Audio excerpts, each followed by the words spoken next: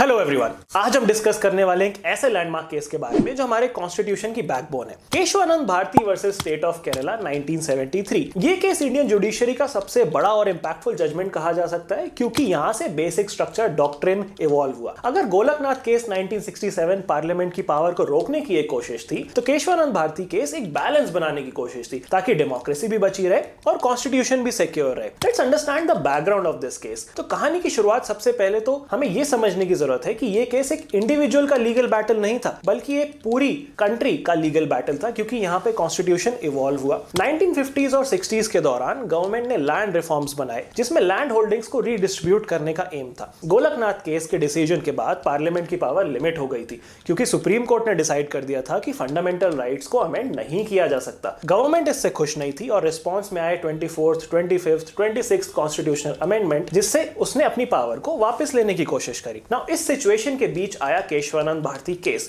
जो कॉन्स्टिट्यूशन की इंटरप्रिटेशन का सबसे बड़ा सवाल बन गया। तो केस की कहानी समझते हैं। केशवानंद भारती जी के पास कुछ लैंड होल्डिंग्स थी जो केरला गवर्नमेंट के लैंड रिफॉर्म्स के अंडर आती थी। उन्होंने आर्टिकल 26 के अंडर अपनी प्रॉपर्टी को बचाने के लिए सुप्रीम कोर्ट का दरवाजा खटखटाया, लेकिन यह केस सिर्फ एक लैंड डिस्प्यूट तक सीमित नहीं रहा। जल्दी ये बहुत बड़ा कॉन्स्टिट्यूशनल बैटल बन गया। क्या पार्लियामेंट के पास अनलिमिटेड पावर होनी चाहिए कॉन्स्टिट्यूशन को अमेंड करने की? सुप्रीम कोर्ट को इस पे फैसला लेना था। अब आता है एक हिस्टोरिकल जजमेंट। 13 जज बेंच के सामने ये केस रखा गया और इंडियन जुडिशरी का सबसे बड़ा बेंच था ये अब तक का। ये डिसीजन 7:6 मेजॉरिटी से दिया गया, जो सिर्फ एक जज के वोट से दूसरी तरफ डिसाइड हुआ।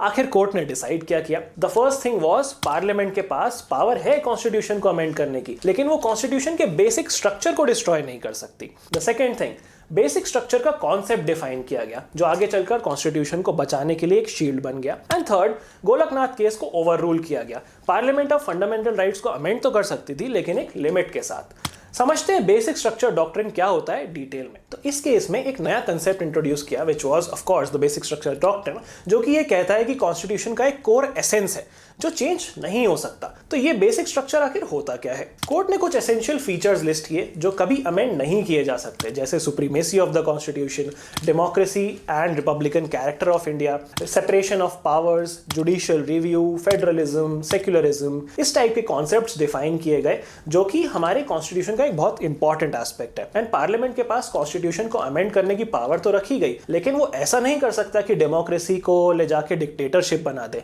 You get the point, right? Government का रिएक्शन इस पे अच्छा नहीं था। इससे एक पॉलिटिकल स्टॉर्म क्रिएट हुआ एंड आगे चल के पीएम इंदिरा गांधी ने इस जजमेंट को चैलेंज करने के लिए इमरजेंसी इंपोज करी और सुप्रीम कोर्ट के कुछ जजेस को जेल तक जाना पड़ा। 1975 में जब इमरजेंसी लगी और न्यू जजेस को अपॉइंट किया गया, तो वो गवर्नमेंट फ्रेंडली जजेस थे। उस कॉन्टेक्स्ट में आता है इंदिरा गांधी वर्सेस राजनारायण केस, जो कि हम अगली वीडियो में समझेंगे। बट अभी के लिए it is important to understand इस केस की लेगेसी क्या है। कॉन्स्टिट्यूशन का गार्डियन केशवानंद भारती केस एक फाउंडेशन स्टोन बन गया जिसने इंडियन कॉन्स्टिट्यूशन को बचाया। अगर ये केस नहीं होता तो पार्लियामेंट शायद अपनी पावर का मिसयूज करके कॉन्स्टिट्यूशन का पूरा स्ट्रक्चर ही बदल देता। और जब भी कोई बड़ा अमेंडमेंट होता है, जुडिशरी इस डॉक्ट्रिन का रेफरेंस आज भी लेती है। ये केस जुडिशरी की पावर और इंडिपेंडेंस को प्रोटेक्ट करने का एक सिंबल बन गया। और हम इससे क्या सीख सकते हैं कि ये केस सिर्फ एक लीगल बैटल नहीं था, बल्कि डेमोक्रेसी की एक इंपॉर्टेंट विक्ट्री भी थी। पार्लियामेंट को पावर है, लेकिन एब्सोल्यूट नहीं।